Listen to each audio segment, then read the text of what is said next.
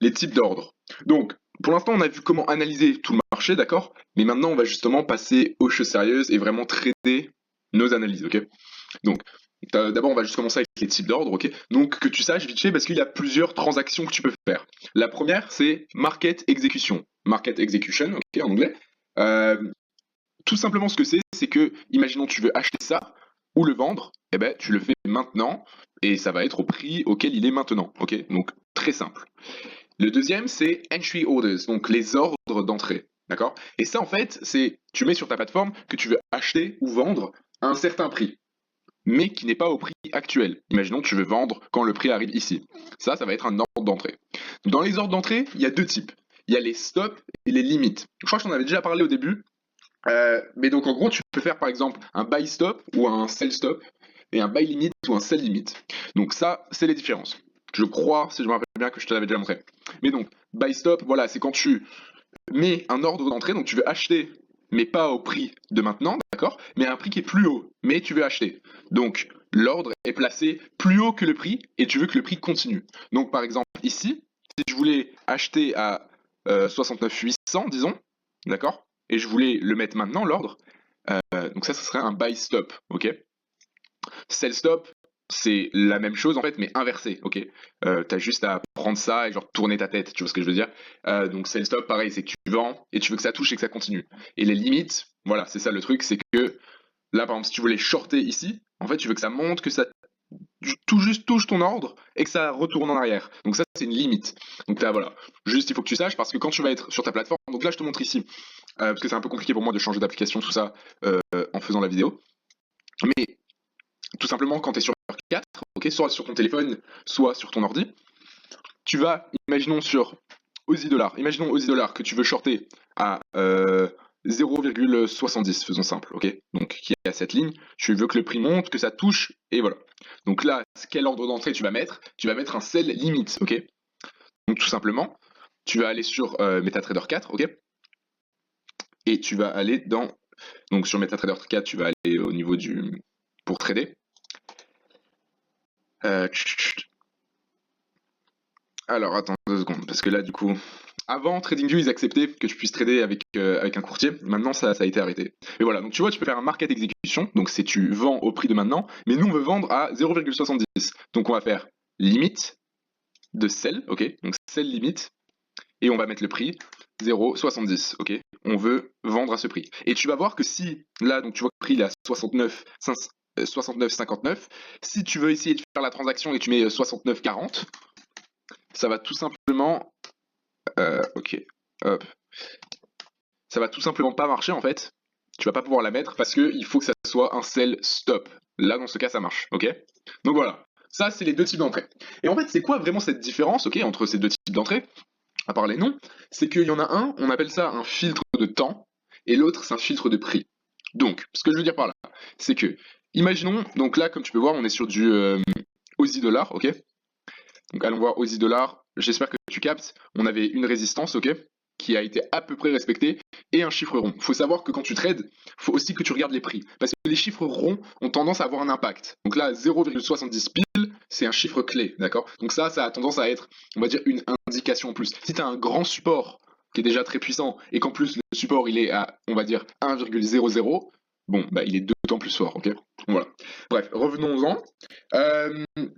Par exemple, donc j'espère que tu captes, on avait un beau rising wedge sur l'Aussie dollar, ok? Donc c'était une belle opportunité pour short, d'accord? Et si on tire ça aussi, qu'est-ce que tu vois? On avait une divergence à la baisse, ok? Bref, on verra tout ça dans les vidéos qui viennent, t'inquiète.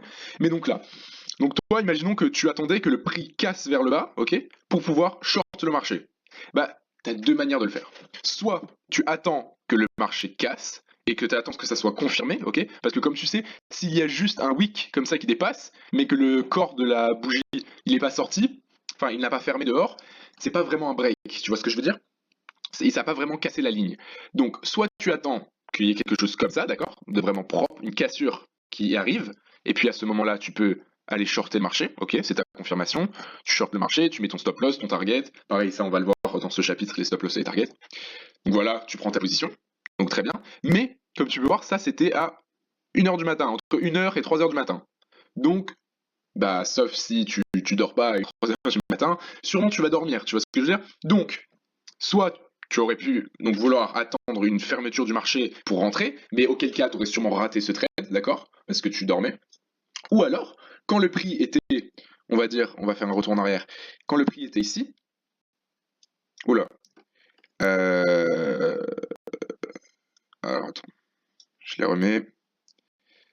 Voilà, alors quand c'était comme ça, tu pourrais très bien te dire, bon, si pendant la nuit le prix casse, je veux mettre un ordre d'entrée à, tu vois ici là le prix, 69, on va dire sous ce petit support là, ok?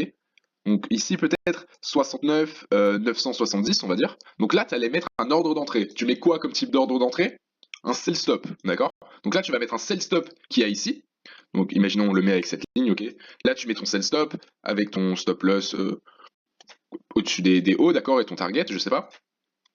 Et donc là, au fur et à mesure de la nuit, même si tu dormais, ok, ce qui se passe, c'est que ici, tu aurais été, ta position aurait été ouverte à 2h du matin, ok, donc tu serais en train de dormir, mais vu que tu avais un ordre d'entrée, c'est ce que tu te serais réveillé à, on va dire 9h, ok, tu te serais réveillé, ça serait toujours à ton prix d'entrée à peu près. Et voilà, et au fur et à mesure de la journée, ça serait allé dans ton sens. Donc ça, c'est un filtre de prix et ne pas un filtre de temps. Quand tu attends que ça casse, c'est un filtre de temps. Alors que ça, si tu mets un ordre d'entrée, ça va être évidemment un filtre de prix. Alors après, ce qu'il faut que tu saches, c'est que il y a des inconvénients dans les deux. Si tu utilises principalement un filtre de temps, c'est-à-dire que tu attends que la bougie ferme, ce qui peut arriver, c'est que tu vas rater des gros mouvements, ok? Imaginons, je vais te montrer ça.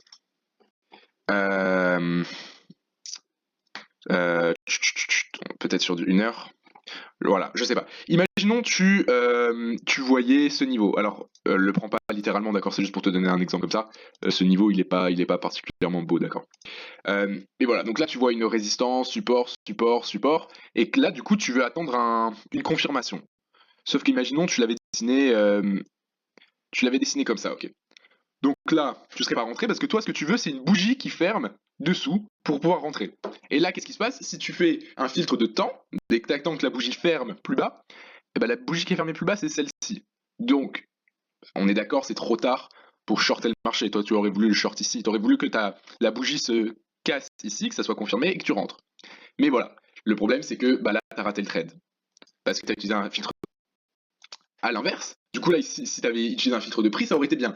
Mais à l'inverse, le problème quand tu utilises un filtre de prix, c'est qu'il peut très bien, on va dire, imaginons qu'il y a un range comme ça, avec ton support, et que là tu mets un sell stop, ok, donc tu veux que le prix casse et continue. Ce qui pourrait très bien se passer, c'est que ici, va y avoir une bougie qui va ressembler à ça, avec le corps et le wick qui fait ça. Ça veut dire que tu as quand même été débité à ce prix-là. Sauf qu'en fait, bah, tout simplement, juste ça continue, tu vois. C'est juste qu'il est allé un petit peu plus loin et il t'a pris ton entrée, et puis après, il va direct à ton stop loss, et boum, t'as perdu ton argent très rapidement. Ok? Donc, tu vois ce qu'il y a. Mais au contraire, ici, tu vois que ça aurait mieux marché parce que tu n'aurais pas raté le trade. Ok? Donc, ça, c'est les différences entre les filtres de temps et les filtres de prix. Après, je vais te dire d'expérience personnelle. Quand je trade un time frame qui est plus haut, en fait, plus le time frame est haut, plus je vais m'autoriser à utiliser des filtres de temps, d'accord? Donc imagine que je suis sur un daily, ok? Je peux utiliser un filtre de temps, tout simplement parce que les mouvements sont pas aussi abusés. Ça, c'était le crash de début d'année, d'accord? Qui a été causé par... en fait, il y a eu une accumulation d'algorithmes qui a causé un mouvement un pic, en gros, sur la plupart des marchés. Enfin bref. Tu vois ce que je veux dire? Sur le daily, vu que c'est un gros time frame, les mouvements sont pas très, on va dire, violents, ils n'arrivent pas aussi vite. Alors que, donc là, je vais plutôt attendre une confirmation d'un candlestick, tu vois. Vraiment, là, le prix a été cassé, le corps de la bougie a cassé la structure, je rentre en short, ok, par exemple ici. Alors que si je vais trader, imaginons sur du 15 minutes, donc bah déjà ça veut dire qu'il faut que tu sois plus devant tes écrans, d'accord? Mais si je vais trader sur du 15 minutes, imaginons, tu vois là le petit double bottom, hop, et là ça remontait. Bah ici, vu que le time frame est très petit, d'accord? Comme tu vois, sur du 15 minutes, il y a des mouvements très violents. Donc par exemple comme lui, tu vois? Ce genre de mouvement, bah tu peux pas utiliser un filtre de prix, d'accord? Ça, tu peux pas utiliser un filtre de de temps, pardon. Tu peux pas utiliser un filtre de temps sur ça, ni sur ça. Tu vois ce que je veux dire? Du coup, dans cette occasion-là, sur du 15 minutes, j'aurais plus tendance à mettre un filtre de prix. Donc littéralement ici, je mettrai quoi comme ordre? Un buy stop, d'accord? La plupart du temps, j'utilise des stops, d'accord? Plutôt qu'un buy limit. Parce que le problème, c'est que ici, j'avais mis un buy limit. Bah, en vrai, tu espères un petit peu que le prix s'arrête là. Tu vois ce que je veux dire? Et le problème avec les buy limit, en fait, c'est que souvent, ce qui peut arriver, c'est que, imaginons là, t'avais un petit, regardons-le comme ça. Imaginons ici, t'avais ton petit support quand le prix était là. On va faire un replay.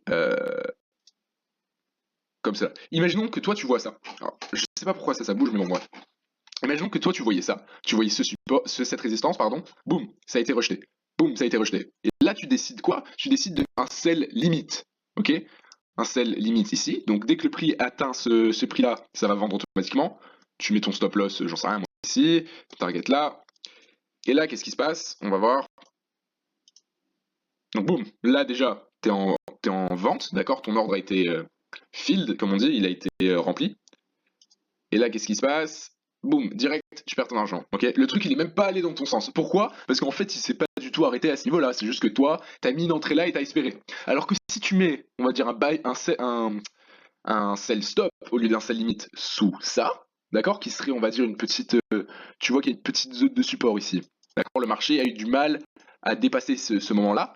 Et ben, ça veut dire que si le prix retourne ici et casse cette zone, il y a plus de chances qu'il continue. Tu vois ce que je veux dire? Alors que là, si tu mets un buy limit ou un sell limit, t'es un peu dans l'espérance. Tu vois, tu espères que ça se retourne au moment où tu as mis ton entrée. Donc voilà, donc ça c'est mon expérience personnelle avec les différents types d'ordres. Et voilà, comme je te dis, les filtres de temps, tu vas plus les utiliser sur du long terme. Et les filtres de prix, vaut mieux les utiliser quand tu vas trader du plus court terme, sinon tu vas rater énormément d'opportunités, d'accord? Ça m'est arrivé énormément de fois. Par exemple, tu vois un magnifique Head and Shoulders, d'accord, qui est comme ça. Toi, tu attends qu'il y ait une candle qui casse proprement, et là le prix fait juste boum, ultra sec.